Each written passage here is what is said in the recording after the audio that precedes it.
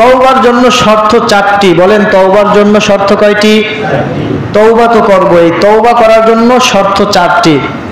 1 number আল ইকলাউ আন যামবিহি। 1 number বান্দা যে গুনাহ করেছে সেই গুনাহ থেকে ফিরে আসা। তওবা কবুল হওয়ার জন্য শর্ত 4টা। কয়টা? 4টা। 1 নাম্বার যেই গুনাহ করছে ওই গুনাহ আর না করা। ওই গুনাহ আর কি না করা? না করা। আন্নাদানু আলা মা ফাআলা। 2 নাম্বার গুনার প্রতি অনুতপ্ত হওয়া, লজ্জিত হওয়া। 2 নাম্বার কি হওয়া? গুনাহ করার পর ওই গুনার প্রতি অনুতপ্ত হওয়া, লজ্জিত হওয়া। 3 নাম্বার প্রতিজ্ঞা করা যে আল্লাহ আমি আর গুনাহ করব না। তওবার জন্য এটা কি শর্ত? 3 নাম্বার যে আল্লাহ আমি আর এই গুনাহ করব না। 4 নাম্বার মানুষের হক থাকলে আদায় করা। মানুষের হক থাকলে কি করা?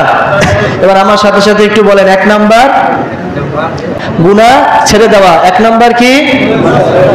আপনি গুনাহ করছেন, তওবা করছেন, আবার গুনাহ করছেন, আবার তওবা করছেন, আবার গুনাহ করছেন, আবার তওবা করছেন, মাফ পাইবেন নাকি মুনাফিকদের অন্তর্ভুক্ত হওয়া লাগবে?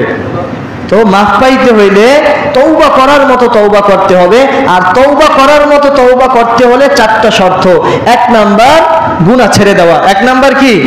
ওই গুনাহ আর না করা। আল্লাহ আমি এই গুনাহ আর করব না, আল্লাহ তুমি আমারে মাফ করে দাও। 1 নাম্বার গুনাহ ছেড়ে দেওয়া।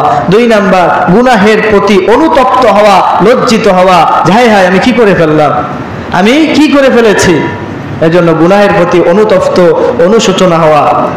3 নাম্বার ওই গুনাহ জীবনে করব না, এই প্রতিজ্ঞা করা। ওই গুনাহ জীবনে করব না, দৃঢ় প্রতিজ্ঞা করা। 4 নাম্বার মানুষের হক থাকলে হক আদায় করা। আল্লাহর হক আল্লাহ মাফ করে দেন, কিন্তু মানুষের হক কি আল্লাহ মাফ করে দিবেন? মানুষের হক থাকলে আদায় করা। আল্লাহ তাআলা 4টা শর্ত মেনে আমাদেরকে বেশি বেশি তওবা করার তৌফিক দান করুন। বলেন আমিন।